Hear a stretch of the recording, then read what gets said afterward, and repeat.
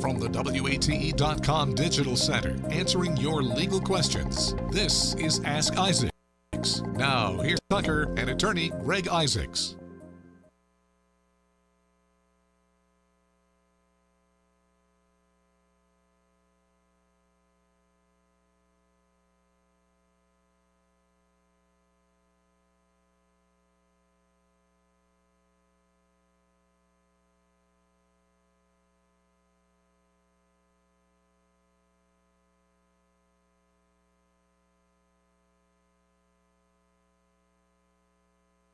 Controversial since they were first implemented by our founding fathers, and that's one of the things that we brought over from England.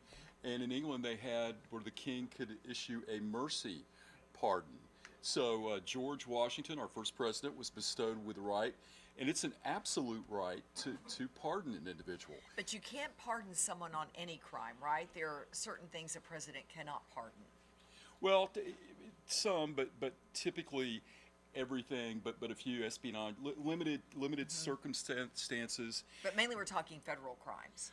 Well, it has obviously to be a federal crime. Yeah. It's not a state offense. Correct. So that's something that a governor would have to do. But you know, it's very interesting and with all the controversy and the swirl around Hunter Biden, you know, it's really nothing new to the business of presidential pardons. Because if you look, George Washington issued the first pardon and was embroiled in the first pardon controversy. He pardoned two individuals that were involved in the Whiskey Rebellion. So that, at the time, was a big deal. Oh, no. Getting the Whiskey Rebellion That's participants. Right. They were among 16. But They those two were especially, I think, it was treason was involved in that kind of thing.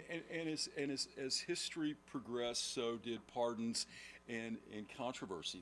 They tend to go hand in hand, and they come at kind of historical and legal flashpoints. And after the Civil War, Christmas Day, 1868, Andrew Johnson pardoned people that were part of the insurrection and the Confederacy. So at the time, that was a very controversial, very broad, sweeping presidential pardon. And then you fast forward. Jimmy Carter. President Carter pardoned all, now this is just not a few people, all of the Vietnam draft avoiders. And you know, remember when that happened. We forget. And that created a political and legal firestorm. It was huge. It was huge. Then we progress. Richard Nixon, he was on both sides of the pardon game. Richard Nixon pardoned the notorious union leader / mob boss, Jimmy Hoffa. Yep. Another very controversial pardon. Then, lo and behold, a few terms later, Gerald Ford does an absolute pardon to Richard Nixon. Now, explain how that could happen. Well, how it could happen is, again, it's with the few carved out exceptions. Because I thought impeachment was one of those, but Nixon was a different case. Well, but impeachment is something that's internal with the House and the Senate, where you have a trial in the Senate and you actually have a prosecution, and then they issue, you know, the charging documents, articles of impeachment. But when it's done, you're just basically publicly shamed. President Trump impeached twice, Clinton once. I mean, it's really, and it did nothing. But Nixon, you know, was involved.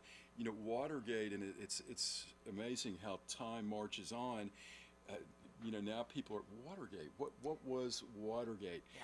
But you know, it tore the country apart. It did. And Gerald Ford came in, and even though we had someone in the executive office that had committed significant crimes, lied under oath, Gerald Ford, to quote, heal the nation, granted an absolute pardon. That was such a dark time.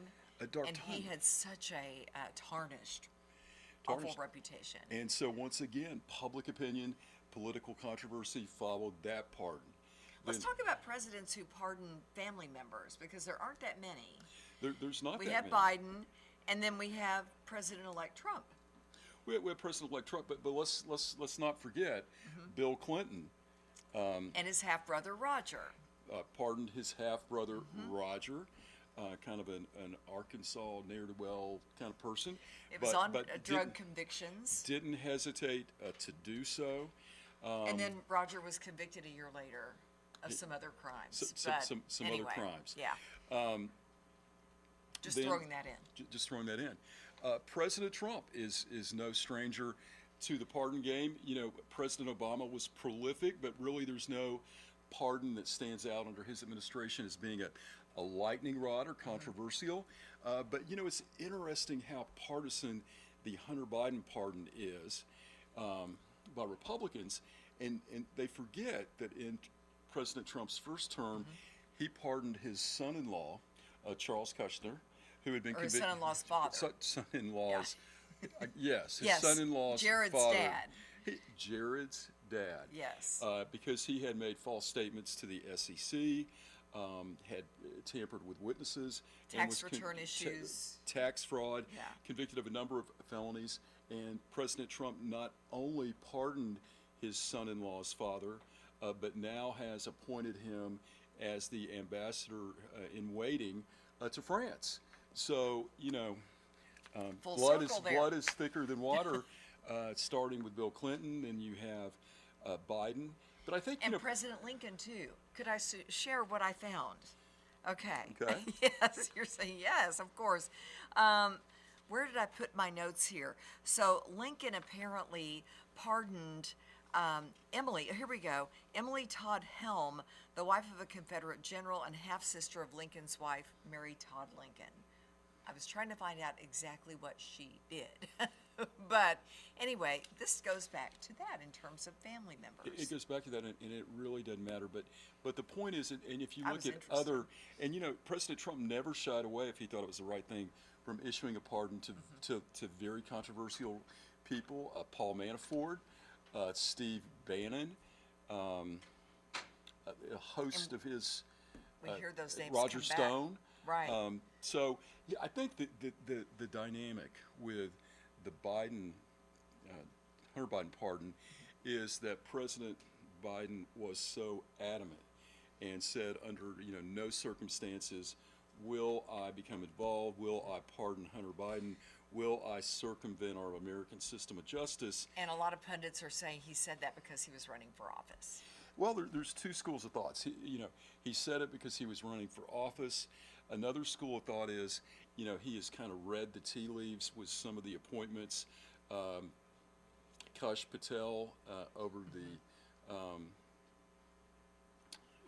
you got the Attorney General, you have the head of the FBI, you have people that have said we have a list of enemies and we are going to move swiftly, whether it's somebody that's political, that are in the media, whatever.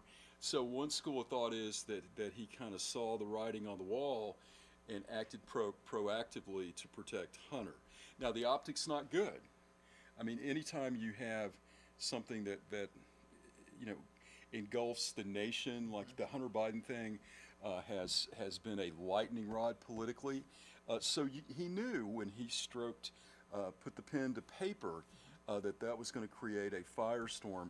And what's interesting, if you analyze the Hunter Biden pardon, it's just not for his tax evasion conviction and the drug-related offenses. It is a broad, sweeping pardon that would cover anything known, unknown for that period of time, basically tying the hands of any future Department of Justice prosecutor, the Federal Bureau of Investigation. So I some think people have said, right or wrong, he's a dad. At the end of the day, he's a father. And some people say, I understand that from that perspective. From the other, like you said, he went back on his word. Yeah. Well, and again, you can always rationalize and make the case both ways. Mm-hmm. And, one of the other things that frequently is talked about in the Hunter Biden prosecution, one, he wanted to plead guilty. The judge would not accept the plea. Yeah. The district court judge thought it was too overbroad in terms of his perspective, immunity going forward, double jeopardy. Also that there's a school of thought that most people that would have paid the money back like Hunter Biden did, would not have been prosecuted for tax fraud. So, you can argue it both ways, but it's never easy. And presidents know when they get ready to stroke the pen on a pardon in a high-profile case, it creates fallout. Remember, Ronald Reagan, Iran-Contra. There was hearing after hearing Yes. in the House. And at the end of the day, with all that controversy where you had that covert operation, Reagan reflected and pardoned a number of individuals, including Casper Weinberger. But again, we had a public outcry. So Under the guy, well, not guys, but under the mantra of, as Gerald Ford said, peace, unity, unifying the nation. Let's get this out of the way and move on. yeah, and it's really interesting because in the past when we've talked about pardons, there's actually an administrative branch at the White House and a process and a eternal review that goes through. But at the end of the day, the president is probably the most powerful man or woman on earth, and when he wants to pardon someone, regardless of what the bureaucratic recommendations are, they have the absolute power to pardon.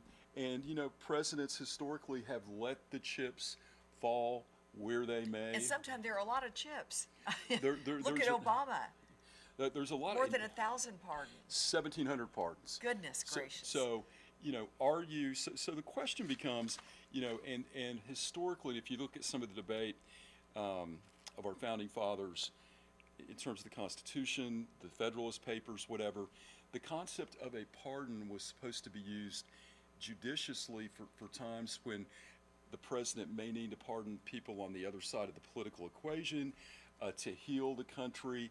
Remember, we were a young nation going forward, just gotten out of the war with our freedom, our independence. So there was still things that needed to be done, like Andrew Johnson with the Civil War. There needed to be some healing. There needed to be an overture from government. But then as time progressed, I doubt that the pardon of Roger Clinton really helped heal the nation.